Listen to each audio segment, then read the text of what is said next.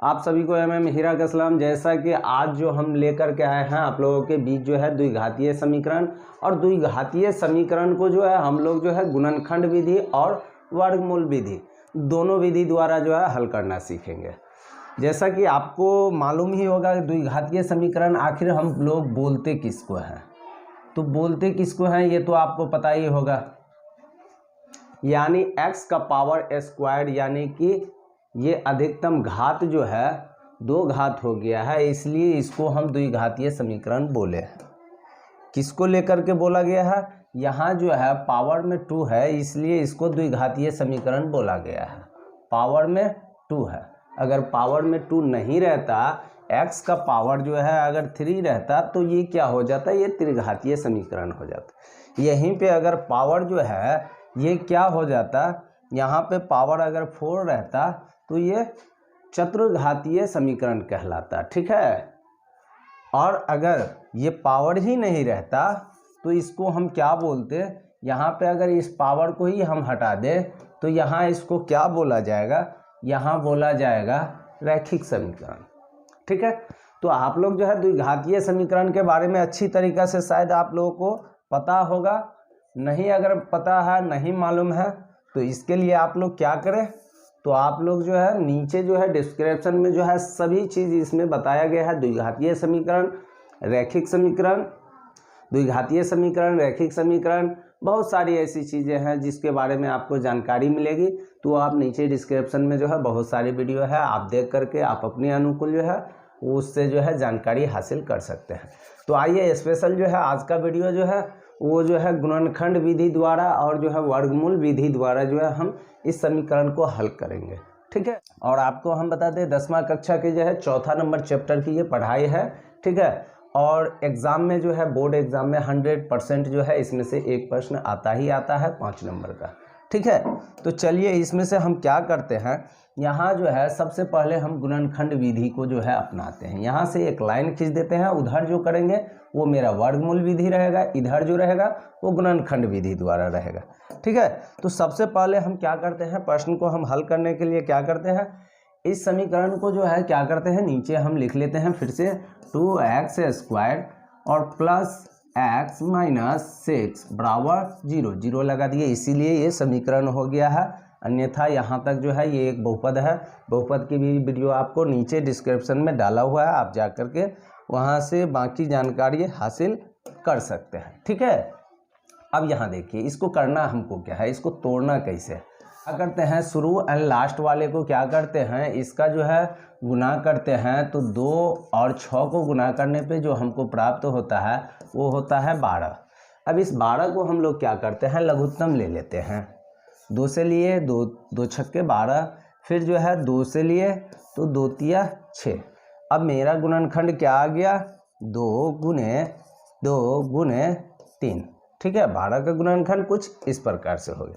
चलिए इसको अब लघुत्तम को हम हटा देते हैं, बारी बारी इसको आप नोट करते रहिएगा, ठीक है। अब यहाँ हम क्या करते हैं, 12 का जब गुणनखंड हम निकाल लिए हैं, क्या किए हैं, 12 का जब गुणनखंड हम निकाल लिए, कैसे निकाले, इस तरीक़ा से निकाले, ठीक है। तो सबसे पहले हम क्या करते हैं 4 गुने 3 करते हैं। और हमको करना क्या है, तो देखिए करना हमको ये है कि यहाँ इसलिए इसको गुणनखंड निकाला जाता है ताकि बीच वाली जो है संख्या हमको निकाला जा सके। ये x है तो यहाँ पे कौन कौन सी ऐसी संख्या हमको लेना है जिससे मेरा गुणनखंड और समीकरण पूर्ण रूप से जो है 2 भाग में बट जाए, ठीक है, 2 गुणनखंड में बट जाए, ठीक है। तो यहाँ पे आपको तोड़ने के लिए जो है वो गुणनखंड विधि अपनाना पड़ता है। तो आप अंदाज़ा कितना को लगाइएगा, कितना समीकरण को, इससे बेहतर है इन दोनों को आप मल्टीप्लाई कर दीजिए, जो आएगा, ठीक है। 12 आया तो 12 का गुणनखंड ले लीजिए। अब इसका जो गुणनखंड है क्या है, इसका जो गुणनखंड आया यहाँ 4 और 3, ठीक है, ऐसे लेते हैं तो 2 तिया 6 और 6 2, यहाँ 2 2 हो रहा है, क्या हो रहा है 2 गुने 6। लेकिन आपको ये गुना यहाँ हटा देना है, यहाँ क्या करना है, ये गुना को तात्काल जो है साइलेंट कर लेना है, अन्यथा अभी रहने दीजिए। अब आपको हम बताते हैं। यहाँ 6 और 2 को आप ऐसे जोड़िए या ऐसे घटाइए ताकि आपको यहाँ x आ जाए, यानी 1 आ जाए। ठीक है, तो यहाँ 6 और 2 को अगर जोड़ते और घटाते हैं हम, तो हमको क्या, अगर इसको मान लीजिए हम क्या करते हैं, इसको क्या करते हैं कि अगर इसको जोड़ देते हैं, इसको घटा देते हैं, तो यहाँ बराबर में -4 आता है कि नहीं आता है। इसको आप हटा दीजिए, गुना को यहाँ हटा दीजिए। यहाँ पे वो आपको संख्या लाने के लिए ये क्रिया किया जा रहा है। ठीक है, ये क्रिया गुणनखंड जो इसका हम किए हैं, यहाँ पे वैसी संख्या लाना है जिससे हमको क्या आ जाए, 2 खंड करने का मौका मिल जाए। ठीक है, तो यहाँ देखिए 2 और 6 को गुना करते हैं तो 12 आ जाता है, लेकिन इसको 2 भाग में हम डिवाइड कर दिए हैं।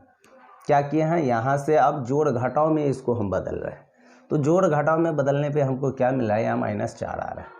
तो यहाँ तो हमको 1 चाहिए, तो ये मेरा सटीक रूप से नहीं बैठ रहा है। ये क्या हो रहा है, ये सटीक नहीं बैठ रहा है। इसको आप क्या कीजिए, इसको जोड़ कर दीजिए।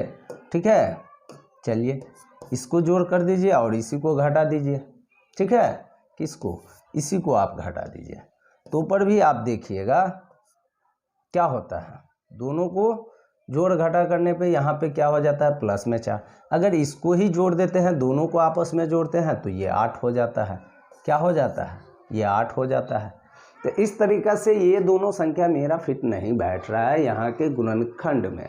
ठीक है, तब हम क्या करते हैं, यहाँ देखिए, यहाँ 4 और 3 में हम लेते हैं। तो 4 में से अगर हम 3 घटा देंगे, जोड़ घटाव करने पर आपको 1 आ जाए, तो 4 और 3 को घटाने पे हमको 1 आ जाता है, यानी ये मेरा सटीक है।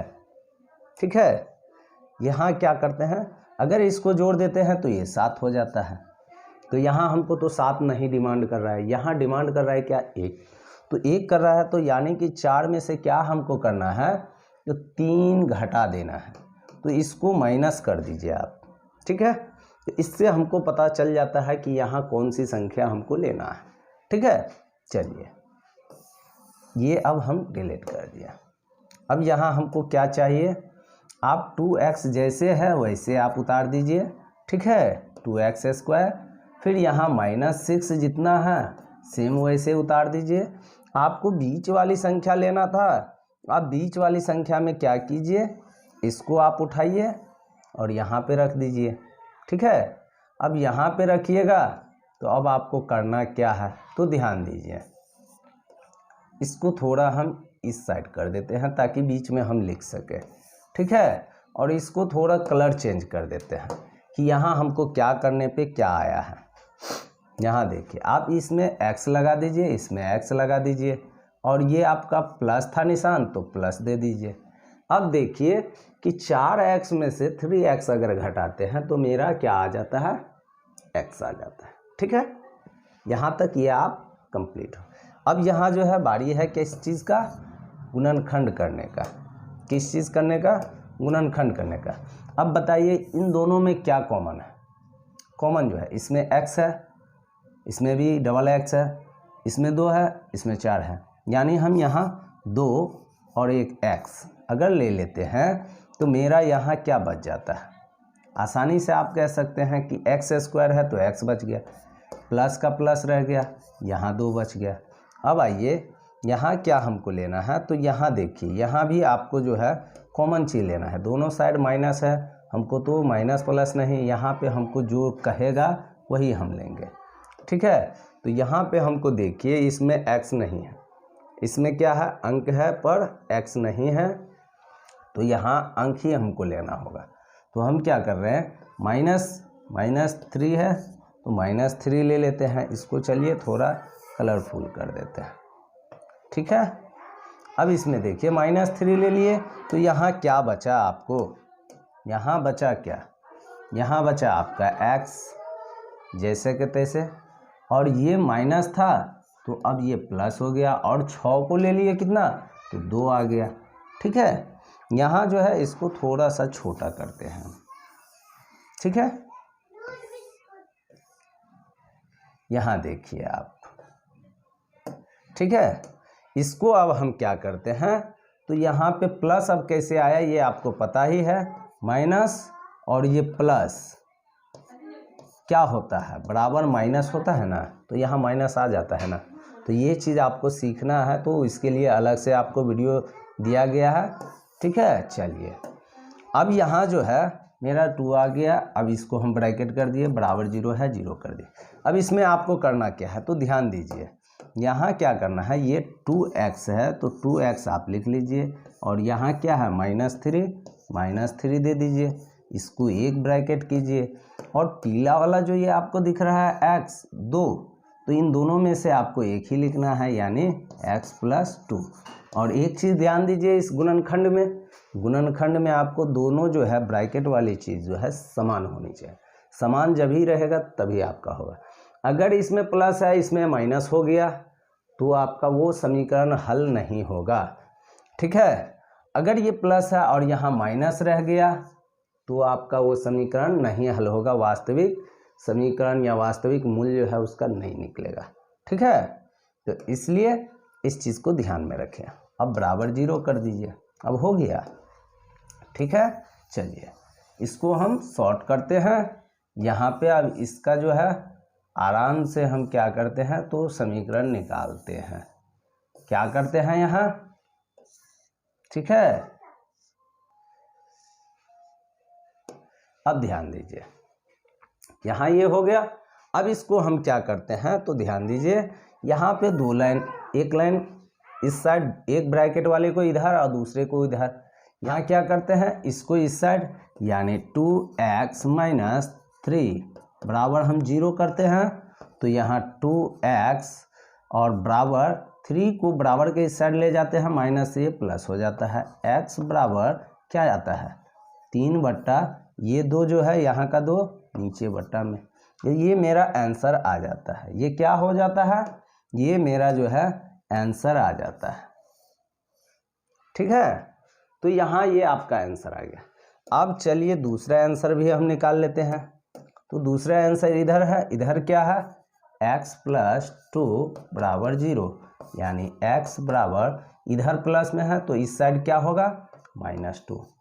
तो ये भी आपका आंसर आ गया, ये भी आपका क्या हो गया, ये आपका आंसर आ गया, ठीक है। तो इस तरह x का मान क्या आया, x बराबर आप लिख सकते हैं, x बराबर कितना 3/2, इसको मूल आप बता सकते हैं, ठीक है, वास्तविक मूल कह सकते हैं। चलिए एक और दूसरा क्या आया -2, ठीक है। चलिए इस तरह ये आपका निकलकर आंसर सामने आ गया, ठीक है। अब इसको आप आंसर में रख लीजिए, ठीक है। इस तरीके से ये गुणनखंड विधि हो गया। अब हम वर्गमूल विधि में क्या करते हैं, तो वर्गमूल विधि में आपको सबसे पहले जो है कुछ आपको समझना होगा। इसमें थोड़ा सा, जबकि इससे भी आसान है वो, लेकिन इसमें थोड़ा सा एक कंडीशन है जिसको आपको समझना होगा। वर्गमूल विधि में होता क्या है कि आप सबसे पहले आप हमको बताइए कि ax² + x जनरली जो हम लिखते हैं समीकरण कैसे लिखते हैं, तो ax और प्लस bx और प्लस c बराबर 0, यानी कुल मिला के हम यूँ कहें तो ये जो मेरा a है ये एक अलग चीज़ हो गया, ये मेरा क्या होता है, संख्या कहलाता है, क्या होता है, अचर होता है ना, x जो है चर होता है, ठीक है। तो इस तरीक़ा से कुछ होता है, तो इसमें आपको सेम चीज़ वही करना पड़ता है। क्या करना पड़ता है, तो आप यहाँ देखिए, यहाँ करना क्या पड़ता है, आपका जो समीकरण है इसको हम क्या करते हैं, नीचे हम रखते हैं, ठीक है, और आप ही हमको बताइएगा क्या कीजिएगा। इसमें देखिए यही चीज़ आपको समझना होता है, इसमें ABCD आपको जानना पड़ता है, एक फॉर्मूला है, वो फॉर्मूला आपको याद रखना पड़ता है। यहाँ हम 2x² + x और यहाँ क्या है माइनस, ठीक है, -6 और बराबर 0 है। तो इस तरह आप आसानी से कह सकते हैं, क्या कह सकते हैं, यहाँ ये आप ध्यान दीजिए, यहाँ इस फॉर्मेट पे जो है, यहाँ इस फॉर्मेट पे जो है आप आसानी से कह सकते हैं, क्या कह सकते हैं, इसको आप ध्यान दीजिएगा, इसको फिर हम डिलीट कर देंगे, ठीक है। ए के स्थान पे कौन सा संख्या है, तो 2 है, तो यहाँ आप लिख दीजिए a बराबर 2। फिर यहाँ b के स्थान पे कुछ नहीं है, x है, x तो है ही, x का कोई ये है नहीं, लेकिन 1 है, तो 1x तो हम लिख नहीं सकते, इसलिए b के स्थान पे b बराबर 1 हम लेकर के चलेंगे। क्या लेकर चलते हैं, 1। फिर यहाँ c के स्थान पे क्या है, 6 है, तो यहाँ c बराबर हम 6 तो लेंगे ही, लेकिन अगर प्लस में अगर रहे तो 6, माइनस में रहे तो माइनस वाली संख्या आपको लिखाएगा।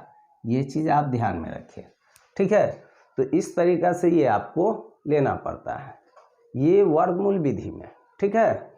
इस तरह इसको अब हम हटा दें, ठीक है। ये आपका फॉर्मेट है जिसको आपको याद रखना होगा, समझना होगा, ठीक है। ये ज़्यादा भारी नहीं है, बस आपको समझना है। यहाँ हम क्या कर रहे हैं, वर्गमूल विधि को हम अपना रहे हैं, तो इसमें A B C D D भी आता है, तो डी आपका क्या होता है ये आप ध्यान रखिए। डी किसको बोलते हैं, डी विविध कर, डी यानी डी, ठीक है। डी जो होता है ये आप ध्यान रखिए, डी बराबर क्या होता है, b² माइनस 4ac, ठीक है। इसमें आपको ये भी जानना होता है, और इसी से आप पूरा समीकरण का जो है हल भी पकड़ सकते हैं, जो हम जानेंगे अगले वीडियो में, लेकिन फिलहाल आपको हम यहाँ ये बता दें। तो अगर ये आप नहीं भी याद रखते हैं, आगे चल के ये आपको काम आएगा, ये चीज़ हम बताएंगे आपको, ठीक है। लेकिन यहाँ एक फॉर्मूला है जिसको लेकर के आपको जानना बेहद ज़रूरी है। चलिए, विविध कर को भी हम नहीं जानते हैं क्योंकि इसकी ज़रूरत हमको अभी नहीं पड़ेगी। चलिए, इसको भी हम साइड करते हैं क्योंकि इसमें हम डायरेक्ट वो फॉर्मूला ही लिख देते हैं। तो फॉर्मूला क्या होता है, x बराबर आपको यहाँ लिखना होता है, तो आपको याद रखना होता है माइनस बी, ये फॉर्मूला आपको याद रखना होगा, ठीक है। Minus B root b² minus 4ac, ठीक है, ये पूरा रूट में है। अब ये बट्टा, ये आपको यहाँ 2a लिखना होगा। एक चीज़ नोट कीजिए आप, यहाँ माइनस हम लिखे हैं, अब हम प्लस दे दिए, यानी कि एक फॉर्मूला आपको प्लस में होगा जो कि अंतर सिर्फ यहाँ प्लस का होगा, दूसरा फॉर्मूला माइनस का होगा जिसमें आपको टोटल माइनस हो जाता है, ठीक है। यानी ये फॉर्मूला आपको 2 बार यूज़ करना है ना। इसमें दो हल निकल रहा है, इस समीकरण का कितना हल है, कितना मूल निकल रहा है, तो 2 मूल निकल रहा है, तो ठीक इसमें भी 2 मूल निकलेगा। तो इसलिए एक में जो है सो आप एक बार जो लिखिएगा वो प्लस, एक बार माइनस। तो ये फॉर्मूला आप याद रखिए, आप 100% जो है आसानी से निकाल लीजिएगा। कैसे निकालिएगा तो आप देख लीजिए। सबसे पहले इसलिए आपको हम ये डी वाली जो है बात बताना चाहते थे, ताकि ये डी वाली जो है विविध कर ये अगर आप जान जाते हैं तो इसमें क्या फ़ायदा है ये आप जानिए। यहाँ क्या होता है, यहाँ का जो है, यहाँ का जो भी संख्या होता है वो आसानी से पहले ही आप हल कर लेते हैं, ठीक है। कोई बड़ी बात नहीं होती है, लेकिन यहाँ हल करने के लिए क्या है, b² दिया है ना, तो b का कितना है मान, आप यहाँ आप देखिए b का मान कितना है, इसको आप जो है आसानी से जो है क्या कीजिए, नोट कर लीजिए, ठीक है। नोट कर लीजिए ऐसे, ठीक है। b का मान कितना है ये आप देख लीजिए, ठीक है। यहाँ देखिए, तो ये माइनस में है, तो ये माइनस में आपको पूरा लिखना होगा, ठीक है। तो इस तरीक़ा से ये है। अब इसको हम क्या करते हैं, तो यहाँ ध्यान दीजिए, इसको हम क्या करते हैं, ए इसमें कहाँ है, तो बहुत बात है, पहले b का बात है, तो b² तो b का यानी a का स्क्वायर हम दे दिए, माइनस है तो माइनस 4 का 4, a के जगह कितना है तो 2 है, 2 ब्रैकेट में, फिर ब्रैकेट में कितना है माइनस 6 दे दिए।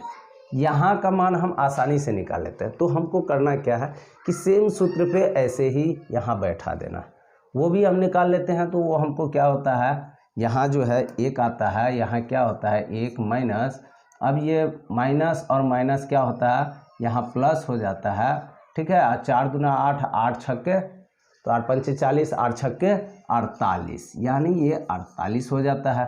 48 है कितना होता है, 49 होता है। तो ये हम आसानी से हम यहाँ पे जो है 49 लिख सकते हैं, ठीक है। इसलिए आपको हम विविधक जो है सो आपको बता रहे थे कि डी का मान आप निकाल लीजिए। तो डी का मान जब निकला रहेगा तो इतना अगर आपको याद नहीं भी है ना, तो आप यहाँ देखिए, ये अगर याद आपको नहीं भी है तो इसको हटाइए और यहाँ पे आप जो है डायरेक्ट डी अगर लिख देते हैं तो आपका बस इतना शॉर्ट में आपको याद रखना होगा, क्या, minus B plus minus root D बट्टा जो है 2a हो गया, ठीक है। और नहीं अगर डी यहाँ नहीं देते हैं तब आपको क्या करना पड़ता है, तब जो है यहाँ का ये चीज़ आपको पूरा फिट का फिट फिर से यहाँ लिखना पड़ता है। तो आइए इसको हम क्या करते हैं, डी ना दे करके अगर हल करते हैं तो पर भी यहाँ तो आप जान ही गए कि आपका 49 आता है रूट में, ठीक है। तो चलिए बराबर डी हम यहाँ रख देते हैं, चलिए कोई दिक्कत नहीं है, हमको यहाँ से बनाना है तो यहाँ से अब क्या करते हैं, इसको हम बनाना शुरू करते हैं। चलिए x बराबर क्या है, यहाँ माइनस बी तो यानी 1, ठीक है, -1 दिए, b के जगह कितना है, ये 1 है तो ये 1 हम दे दिए। फिर यहाँ क्या है, प्लस और माइनस 2 हम लिख दिए, 1 में रूट, चलिए रूट, और ये कितना है, b के जगह a के स्क्वायर माइनस 4 और a के जगह कितना है, 2 है तो यहाँ 2 दे दिए। फिर यहाँ कितना है, c के जगह कितना है, -6 दे दिए, ये रूट यहाँ तक गया, बट्टा यहाँ क्या हो गया 2 और a है ना तो a के जगह यहाँ ब्रैकेट में 2 हम रखा, ठीक है। तो ये कितना हो गया, 4 हो गया, ठीक है। इस तरीक़ा से आप क्या देखते हैं, यहाँ ध्यान दीजिए। चलिए यहाँ -1, ठीक है, -1 और प्लस माइनस, और इसको हम करते हैं तो क्या होता है रूट में मेरा, यहाँ रूट में मेरा होता है, यहाँ ध्यान दीजिए, ये तो बराबर हो गया, x बराबर ये आ रहा है। फिर यहाँ हम लिखेंगे पहले, चलिए यहाँ कितना होता है, तो यहाँ ध्यान दीजिए, आप इसको जब मल्टीप्लाई -4, यहाँ 1 का 1 आप रख दिए, सबसे पहले 1 का स्क्वायर कितना होगा, 1 ही होगा, -4 और इंटू 2 और 6 को मल्टीप्लाई कीजिए तो कितना होगा 12। तो इस तरह आप कह सकते हैं 12 चौका कितना होगा 48, और प्लस माइनस यहाँ 12 चौका कितना होगा, प्लस माइनस 48, यहाँ आपको हम दिखा दिए हैं, और ये एक कितना हो गया 49। यानी इस तरह आप यहाँ कह सकते हैं कि यहाँ ये क्या हो जाता है, यहाँ पे रूट में 49 आ जाता है, ठीक है। यहाँ क्या हो जाता है, रूट में 49। अब 49 का गुणनखंड क्या होता है, रूट को अगर हटाएंगे तो क्या आएगा, 7 आएगा। इस दोनों को जब हम गुना करते हैं तो ये कितना हो जाता है 4, ठीक है। और ये कितना हुआ, ये ध्यान दीजिए, ठीक है। चलिए इसको हम क्या करते हैं, इसको सॉर्ट करते हैं, ठीक है। इसको हम क्या करते हैं, सॉर्ट करते हैं। यहाँ पे ध्यान दीजिए, अब यहाँ लिखते हैं माइनस, ठीक है, ये क्या हो गया -1 और प्लस माइनस, ठीक है, रूट को हटाया, यहाँ प्लस माइनस, यानी रूट में 49, 7 गुने 7, यानी इस रूट और ये बट्टा कितना हुआ, ये 4 हुआ। तो इन दोनों में से क्या हुआ, 1 रह गया। तो आप आसानी से जो है यहाँ पे आप क्या कर सकते हैं, 7 को आप रख लीजिए, बाकी को हटा दीजिए, ठीक है। यहाँ क्या कीजिए, 7 को रख लीजिए, यहाँ क्या कीजिए, 7 को रख लीजिए। अब यह प्लस माइनस का क्या खेल है ये हम लोग जानेंगे, लेकिन यहाँ हम क्या करते हैं, सबसे पहले इन दोनों में हम क्या करते हैं, अब यहाँ 2 पार्ट में कर लेते हैं। यहाँ क्या करते हैं, हम 2 पार्ट में कर लेते हैं, एक माइनस और प्लस 1,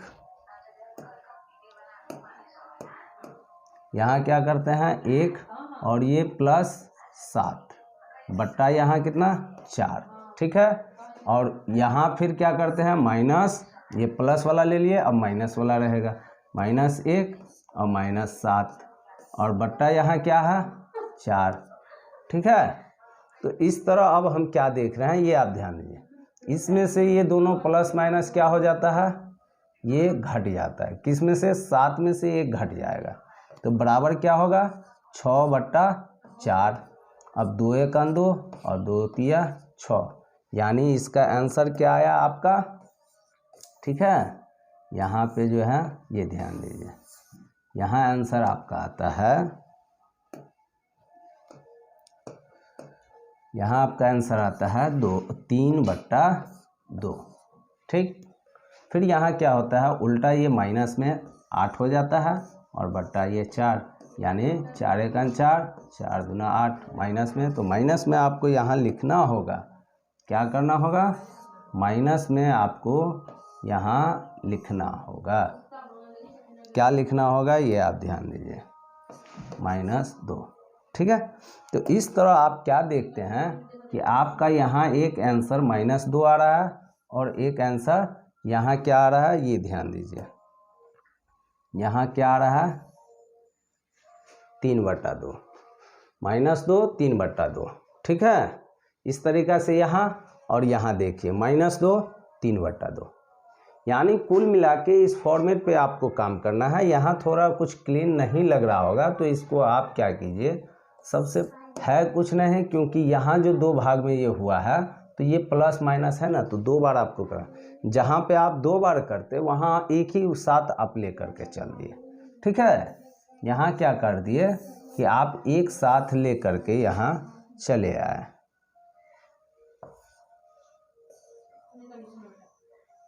ठीक है, और यहाँ पे आकर के आप इनको 2 भाग में कर दिए और कुछ नहीं किए हैं आप।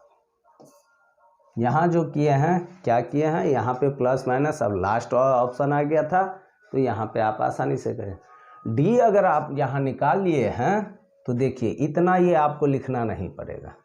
अगर डी आप पहले निकाल लेते हैं तो डायरेक्ट आप डी निकाल लीजिए, तो आपका देखिए डायरेक्ट आपका आंसर यहाँ आ जाएगा, तब इतना तामझाम नहीं लगेगा। एक बार फॉर्मेट पे बैठाइएगा, इसका गुणनखंड भी बता दीजिएगा और रूट भी हटा दीजिएगा, आसानी से आप लिख दीजिएगा और फ़ौरन आंसर आ जाएगा। ठीक है, तो एक आप जान गए यहाँ ये गुणनखंड विधि और वर्गमूल विधि, दोनों विधि द्वारा जो है आपसे प्रश्न पूछा जाता है कि इन दोनों में से किसी एक विधि पे आप प्रश्न हल करके बताएं। तो यहाँ आप समझ गए कि गुणनखंड विधि किसको बोलते हैं और वर्गमूल विधि किसको बोलते हैं। ठीक है, आई होप अगर आपको कहीं प्रॉब्लम है तो आप हमसे कमेंट कीजिए, फिर से आपको हम 1-2 वीडियो बना करके देंगे। ठीक है, धन्यवाद।